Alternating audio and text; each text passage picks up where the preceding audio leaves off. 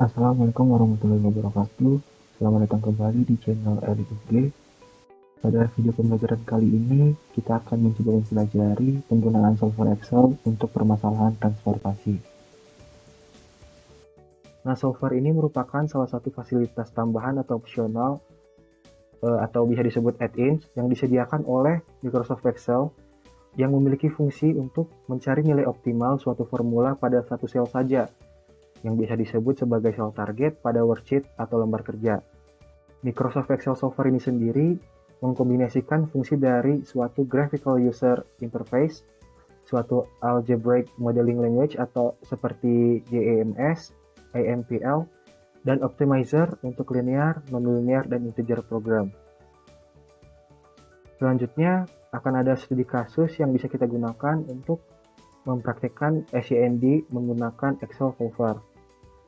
Nah, di sini untuk studi kasusnya, perusahaan A memproduksi sepeda di 4 plant manufacturer. Produk dapat dikirimkan langsung ke 3 distribution center yang ada atau melalui 2 gudang barang jadi. Konfigurasi jaringan rantai pasok pada perusahaan A dan kapasitas plant manufacturer serta permintaan distribution center atau DC dapat dilihat pada gambar dan tabel berikut. Gambar berikut merupakan konfigurasi rantai pasok dari perusahaan A. Bisa dilihat untuk plant 1 terdapat transportasi produk yang menuju ke gudang terlebih dahulu untuk selanjutnya didistribusikan menuju ke distribution center 1, 2, dan 3. Dari plan 1 juga terdapat transportasi produk yang langsung menuju ke distribution center 1, 2, maupun 3. Jadi bisa dilihat di sini konfigurasi rantai pasok untuk perusahaan A. Selanjutnya di sini terdapat tabel kapasitas dan permintaan untuk kasus A yang akan kita kerjakan. Jadi di sini plan manufacturer 1 itu memiliki kapasitas sebesar 500 unit, untuk plan manufacturer 2 1000 unit, plan manufacturer 3 750 unit, dan plan manufacturer 4 500 unit. Kemudian di sini terdapat kapasitas dari gudang 1 dan gudang 2 yaitu sebesar 1500 unit. Selanjutnya terdapat permintaan dari masing-masing distribution center. Untuk distribution center 1 sebanyak 900 unit, distribution center 2 sebanyak 800 unit, dan distribution center 3 sebanyak 900 unit. Berikutnya juga di sini terdapat biaya transportasi dari masing-masing titik menuju ke titik yang lainnya. Jadi di sini untuk contohnya untuk plan 1, biaya yang dibutuhkan untuk transportasi menuju ke gudang 1 sebesar $2, ke gudang 2 $2, ke DC 1 $4, ke DC 2 $4, dan ke DC 3 $9. Untuk plan 2, 3, dan 4 juga diketahui pada tabel berikut untuk biaya transportasinya.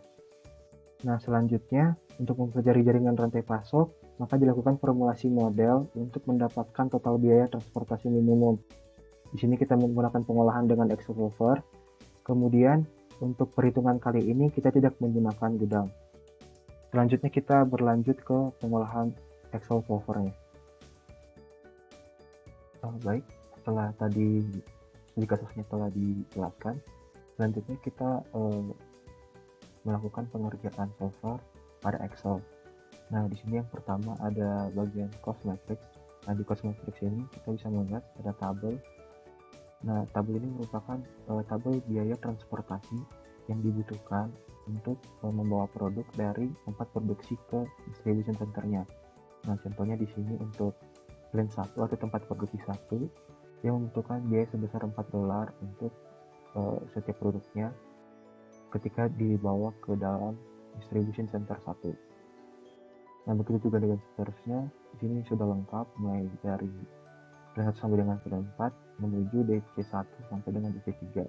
Jadi bisa dilihat di sini. Kemudian di sini ada solution matrix. Nah, pada bagian solution matrix ini bagian yang kuning merupakan nantinya itu akan terisi oleh solvernya, solver dari Excel-nya. Kemudian di sini ada kolom supply. Nah, kolom supply ini merupakan nanti total produk dari tempat produksi. Contohnya di sini ada plan 1 tempat produksi 1 yang dibawa ke DC1, DC2, dan DC3. Jadi total produk yang disuplai dari tempat produksi 1 menuju DC1, DC2, dan DC3. Kemudian di sini ada kapasitas. Nah, kapasitas ini merupakan jumlah maksimal produksi dari masing-masing tempat produksi. Contohnya di sini untuk tempat produksi 1 atau plan 1, dia kapasitas maksimalnya untuk produksi adalah sebanyak 500. Begitu juga dengan selanjutnya ada untuk plan 2 sebanyak 1000, plan 3 750, dan plan 4 sebanyak 500. Nah, untuk kolom supply dan kapasitas ini saling berkaitan, di mana nantinya untuk supply ini tidak boleh melebihi dari nilai kapasitas ini. Jadi, untuk supply-nya itu tidak boleh melebihi jumlah maksimal produksi dari masing-masing tempat produksi. Kemudian di sini ada ship. Nah, ini merupakan total produk yang nantinya dibawa dari tempat produksi 1 sampai dengan produksi 4 menuju ke masing-masing distribution center. Contohnya di sini untuk kolom distribution center 1, berarti ini nanti total produk yang dikirimkan dari tempat produksi 1 sampai dengan produksi 4 menuju ke DC1. Kemudian di sini ada ke baris demand. Ini bisa dilihat ada nilainya 900, 800, dan 900. Nah, ini menandakan jumlah permintaan dari masing-masing distribution center. Berarti untuk DC1 dia jumlah permintaan sebanyak 900 produk, begitu juga dengan seterusnya. Kemudian di sini nanti ada tabel bantuan. Tabel bantuan ini bertujuan untuk memudahkan melihat total produksi, total kapasitas, dan total demand-nya nanti. Kemudian di sini ada total cost. Nanti di sini akan dibuat rumus untuk mendapatkan total biaya yang dibutuhkan untuk transportasinya. Nah, untuk langkah yang pertama, teman-teman bisa memasukkan rumus pada bagian supply. Nah, rumusnya itu sama dengan sum. Jadi di sini untuk yang dijumlahkan itu, karena supply ini ingin mengetahui jumlah produk yang disuplai dari tempat produksi 1 menuju DC1 sampai dengan DC3, maka baris yang dijumlahkan adalah mulai dari C12 sampai dengan E12. Kemudian teman-teman bisa tutup kurung dan enter.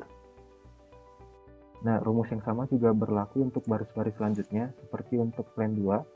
Nah, di sini untuk yang dijumlahkan itu mulai dari baris C13 sampai dengan E13. Kemudian untuk plan 3 itu yang dijumlahkan mulai dari baris C14 sampai dengan E14. Kemudian untuk plan 4 itu yang dijumlahkan mulai dari baris C15 sampai dengan E15. Nah, setelah memasukkan rumus pada bagian supply, kita bisa masuk pada bagian chip. Untuk rumus yang digunakan juga masih sama, menggunakan rumus sum.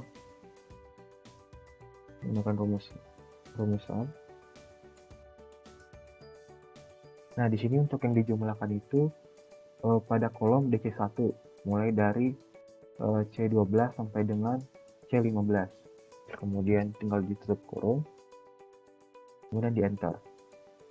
Nah, rumus yang sama juga digunakan untuk kolom DC2 dan DC3, di mana DC2 ini yang dijumlahkan itu mulai dari kolom D12 sampai dengan D15, sedangkan untuk DC3 itu mulai dari kolom E12 sampai dengan E15. Nah, setelah selesai pada bagian supply dan ship, kita lanjut ke bagian tabel bantuan tadi. Nah, di sini untuk total produksi itu bisa teman-teman dapatkan dari total pada bagian supply-nya. Oleh sebab itu, kita masih menggunakan rumus sum.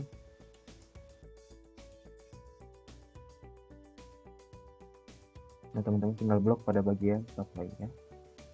Kemudian tutup kurung dan enter. Kemudian di sini hasilnya masih 0 karena untuk bagian supply ini masih belum mendapatkan hasil karena kita masih belum melakukan pengolahan pada solvernya, kita baru memasukkan rumus-rumus saja. Kemudian di sini lanjut ke bagian kapasitas. Itu juga masih menggunakan rumus yang sama karena kita ingin mengetahui jumlah. Nah, nanti kemudian bisa diblok dari G12 sampai dengan G15 yang merupakan bagian kapasitas yang terdapat pada tabel solution matrix-nya. Kemudian tinggal ditutup kurung dan di enter juga. Kemudian untuk demand-nya, teman-teman bisa langsung masukkan juga menggunakan rumus sum karena kita masih ingin mengetahui jumlah.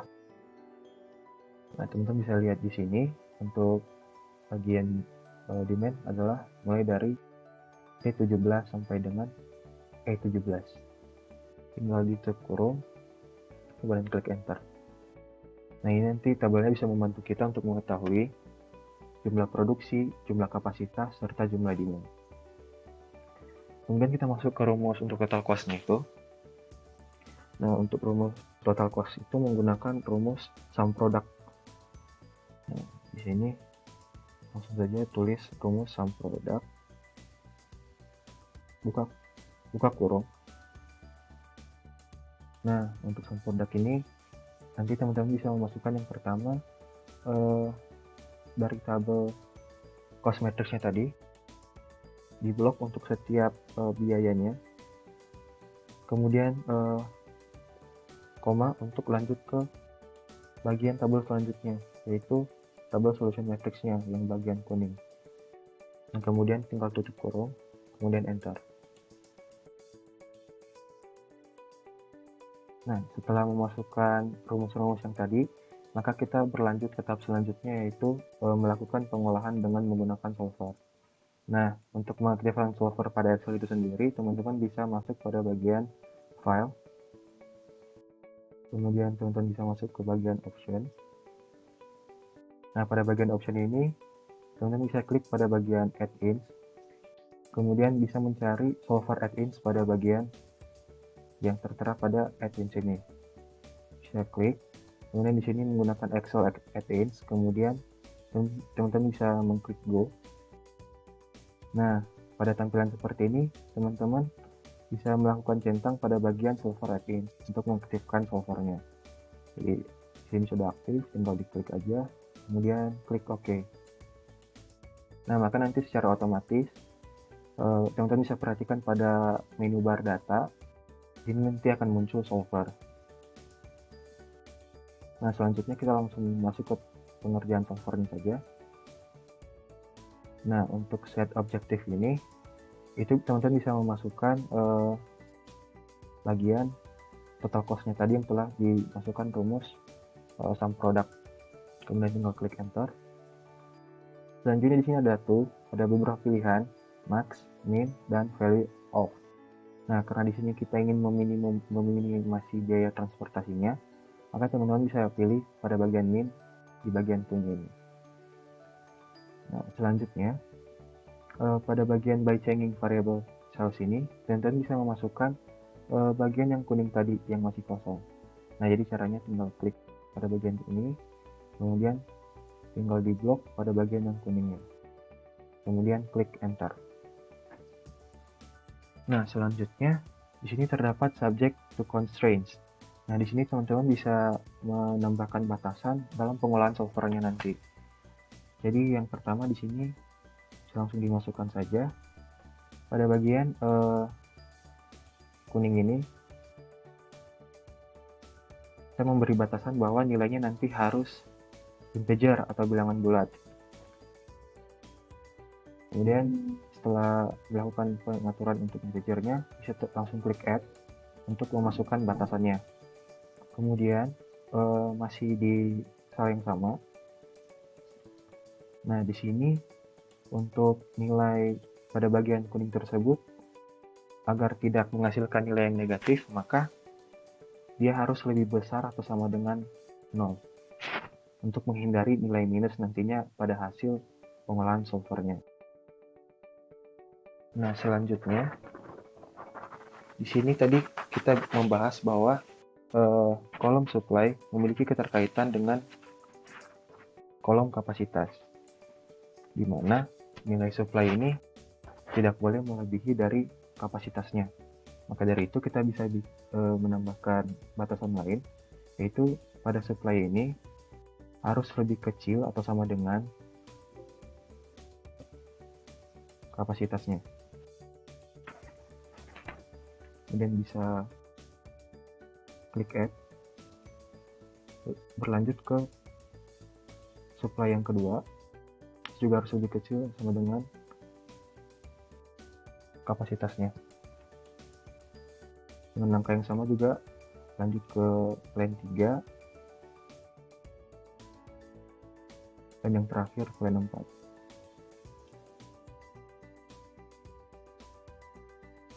Nah, selanjutnya tadi kita juga membahas bahwa chip ini tidak boleh melebihi dari demand-nya atau harus sama dengan permintaan dari masing-masing distribution center-nya. Oleh karena itu, pada bagian chip DC1 kita bisa membuat sama dengan demand-nya. Jadi nanti nilainya harus sama, nggak boleh lebih, nggak boleh kurang. harus sesuai dengan demand-nya. Kemudian klik add. Begitu juga dengan shift pada bagian DC2, itu harus sama dengan demand pada DC2. Kemudian klik add. Dan untuk DC3, shift-nya juga harus sama dengan demand pada DC3. Kemudian klik add.